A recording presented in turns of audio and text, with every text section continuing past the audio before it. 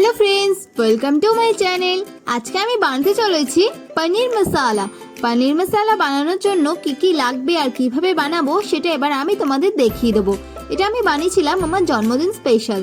তো চলো দেখে নিই এবার আমরা। এখানে আমি নিয়ে নিয়েছি পনির আর তার মধ্যে দিয়ে দিচ্ছি সামান্য পরিমাণ হলুদ গুঁড়ো, লঙ্কা গুঁড়ো আর স্বাদ মতো নুন। এবার এটাকে মিশিয়ে নেবো। হয়ে গেছে আমার মেশানো। এবার আমার যা যা লাগছে দেখিয়ে দেবো তোমাদেরকে। পনির নিয়ে নিয়েছি, এখানে আমি নিয়ে নিয়েছি চিনি, কাশ্মীরি লঙ্কা গুঁড়ো, নর্মাল লঙ্কা গুঁড়ো নিয়ে নিয়েছি এখানে আমি হলুদ গুঁড়ো। এদিকে আমি নিয়ে নিয়েছি ভাজা মশলা। ভাজা মশলার রেসিপিটা ডেসক্রিপশানে আছে, তোমরা ওখান থেকে চেক করে নিও। শুকনো লঙ্কা, এলাচ, লবঙ্গ, দারচিনি নিয়ে নিয়েছি। এদিকে নিয়ে নিয়েছি আমি পেঁয়াজ, ফাইন চপ করে নিয়েছি আমি পেঁয়াজটাকে। বেসন নিয়ে নিয়েছি, টমেটো পিউরি নিয়েছি আদা রসুন বাটা, জিরে গুঁড়ো নিয়ে নিয়েছি, গরম মশলা নিয়ে নিয়েছি, ঘি নিয়ে নিয়েছি আর নিয়েছি আমি কসুরি মেথি। এবারে আমি একটা কড়া নিয়ে নিয়েছি। এবার আমি এর মধ্যে দিয়ে দেবো তেল। সাদা তেল দিয়ে দিয়েছি। তেলটা গরম হওয়া পর্যন্ত আমি অপেক্ষা করব। তেলটা আমার গরম হয়ে গেছে। এবার আমি পনিরগুলো দিয়ে ভেজে নেবো হালকা করে।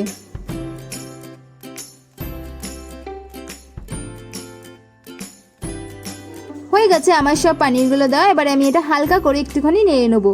ভাজা আমার হয়ে গেছে। এবার আমি পনিরগুলো নেড়ে একটু তুলে নেবো।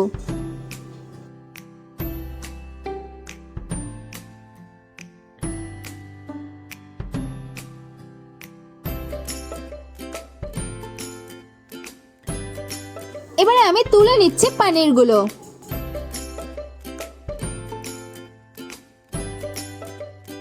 হয়ে গেছে আমার পনিরগুলো সব তুলে নাও। এবার আমি সেই একই কড়াই দিয়ে দিচ্ছি 1 চামচ ঘি।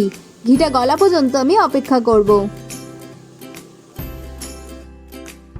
ঘিটা গলে গেছে। এবার আমি এর মধ্যে দিয়ে দেবো পেঁয়াজ কুচি। ফাইন চপ করে নিয়েছি আমি পেঁয়াজটাকে, দেখতে পাচ্ছ তোমরা।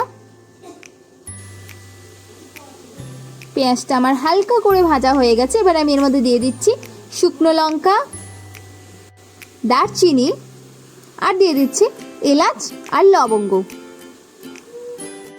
আমি এখানে আগে পেঁয়াজটা দিয়ে দিয়েছি, তারপরে দিয়েছি দারচিনি, লবঙ্গ, এলাচ আর শুকনো লঙ্কা। তোমরা চাইলে আগে শুকনো লঙ্কা, দারচিনি, এলাচ, লবঙ্গটা দিয়ে তারপরে পেঁয়াজটা দিতে পারো। হয়ে গেছে। এবার আমি এর মধ্যে দিয়ে দিচ্ছি আদা আর রসুন বাটা। দেখতে পাচ্ছ পেঁয়াজ থেকে আমার কেমন তেলটা ছেড়ে গেছে। এবার একটু ভালো করে নেড়ে নিতে হবে। এবার আমি দিয়ে দেবো স্বাদ মতো নুন। নুনটা আমার দেওয়া হয়ে গেল। এবার আমি দিয়ে দিচ্ছি চিনি। চিনিটা ক্যারামেলাইজ হয়ে পেঁয়াজের কালারটা চেঞ্জ করে দেবে।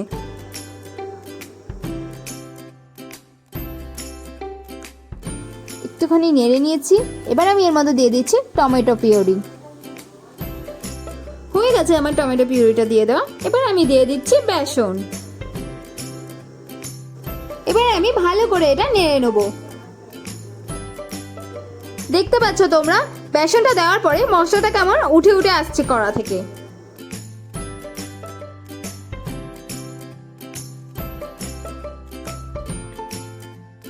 এবারে আমি দিয়ে দেবো এর মধ্যে হলুদ গুঁড়ো, দিয়ে দিচ্ছি কাশ্মীরি লঙ্কা গুঁড়ো, নর্মাল লঙ্কা গুঁড়ো, দিয়ে দিচ্ছি ভাজা মশলা আর জিরে গুঁড়ো। ভাজা মশলার রেসিপিটা ডেসক্রিপশানে আছে, তোমরা অবশ্যই ওখান থেকে চেক করে নিও। এবারে আমি জল দিয়ে মশলাটাকে কষিয়ে নেব।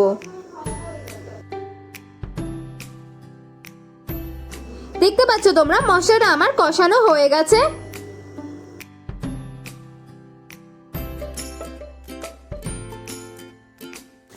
এবারে আমি দিয়ে দেবো এর মধ্যে ভেজে রাখা পনিরগুলো।